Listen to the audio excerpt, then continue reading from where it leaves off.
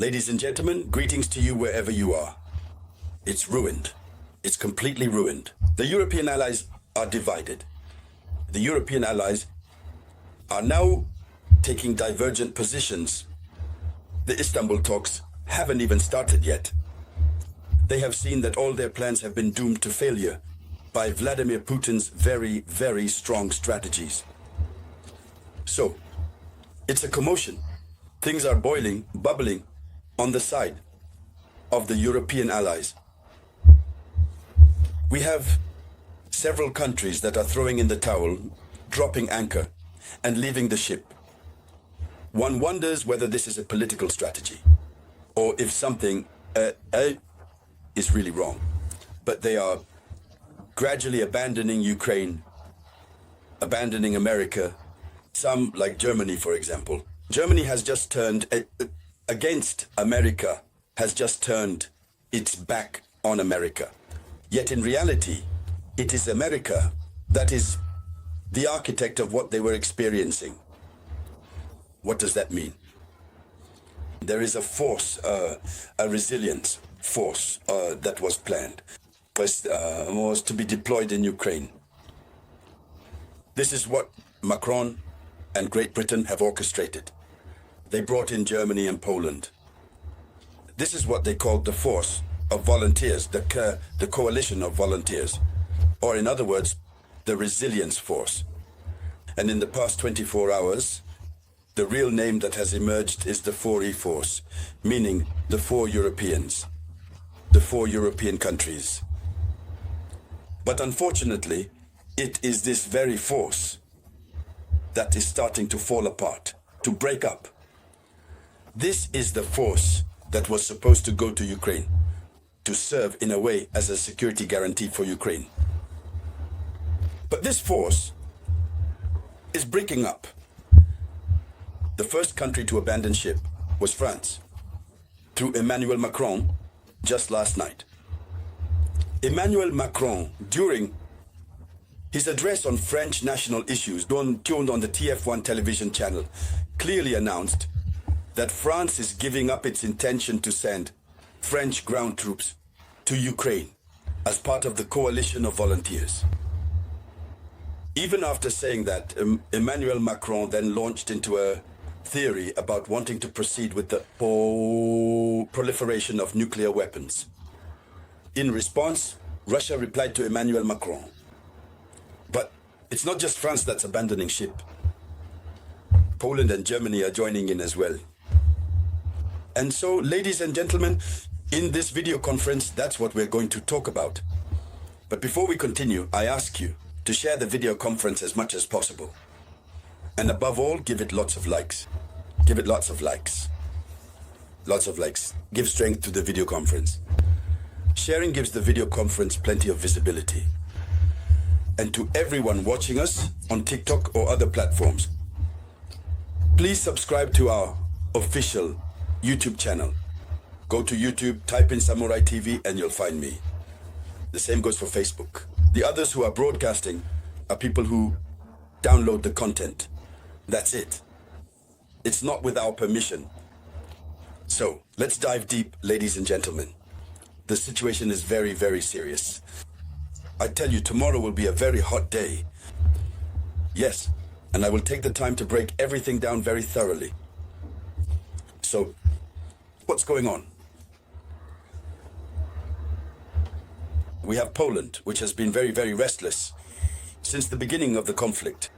It was toward the end of 2024 that Poland began to stabilize a bit, to pull back somewhat, claiming that it no longer had enough financial resources to support Ukraine. The same goes for Germany, which was the second largest supplier to Ukraine, the second biggest financial backer of Ukraine. Toward the end of 2024, beginning of 2025, Germany outright announced that they would stop funding Ukraine since they no longer had the means.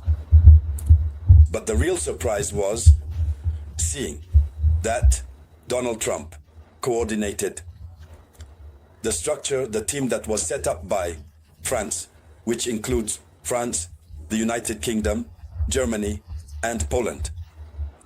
These four countries are the ones who are supposed to form the coalition of volunteers, in other words, the resilience force that is to be sent to the Dnieper.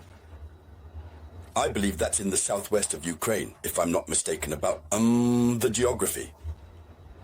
In any case, it is supposed to be sent toward the Dnieper River. So, this coalition, which Washington encouraged in the end, since they called on Washington for help, Washington is now determined and is now relying on this coalition. But last night, France withdrew. After that, Poland made a U-turn. But above all, what's shocking is Germany. Germany is also leaving. So what's left of this coalition? Please share this video conference. Share it as much as possible. There's nothing left of this coalition. Probably only the British remain. Now, we're going to talk about the E1 force. In this case, it would be the British against Russia. So, the new German Chancellor made a statement today before the German Parliament. I believe it was the Bundestag. You know, Bundestag, Bundesrat. He made the statement regarding Ukraine, regarding the current global geopolitics, regarding Germany's new foreign policy.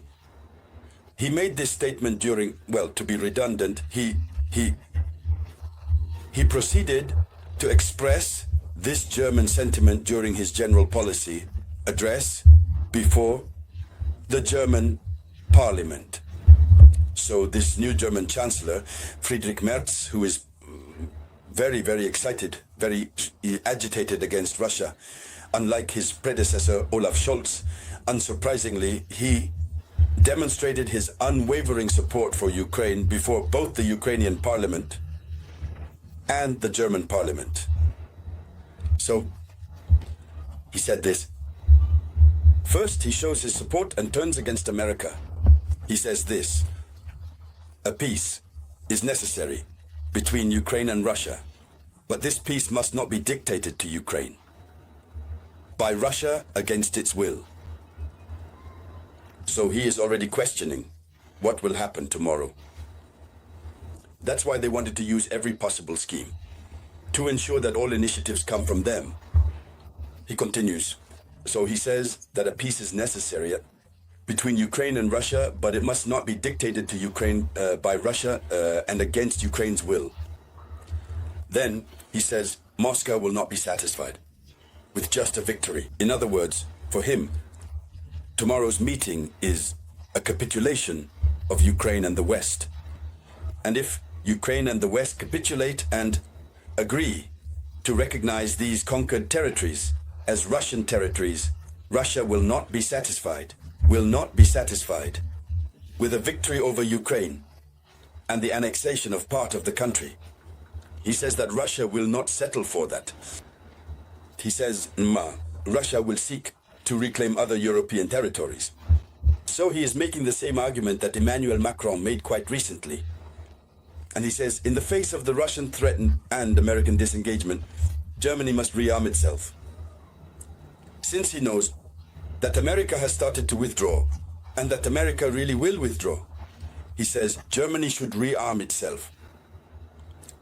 Germany, which said it didn't have any money. He goes on, he says, Germany can once again become a locomotive. And he says this: strength repels aggressors, strength repels aggressors. Weakness invites the aggressor, aggression. He says, in the future, the German federal government will provide all the financial resources necessary for the Bundeswehr, that is, the army, to become the most powerful conventional army in Europe. This is fitting for the most populous and economically strongest country in Europe. Our friends and partners also expect this from us. In fact, they practically demand it. So, here is the conclusion he comes to. They want to continue the conflict. Since Russia, according to them, continues to pose a threat, and so because of this, we need to rearm. There is no question of the West and Ukraine capitulating. No, not at all. So, ladies and gentlemen, I'm telling you that the situation is becoming very complicated. Tomorrow will be a very important day. And We will calmly break things down. So thank you to all of you. I'll be back with more news, or for you shortly. This was the voice of your one and only samurai.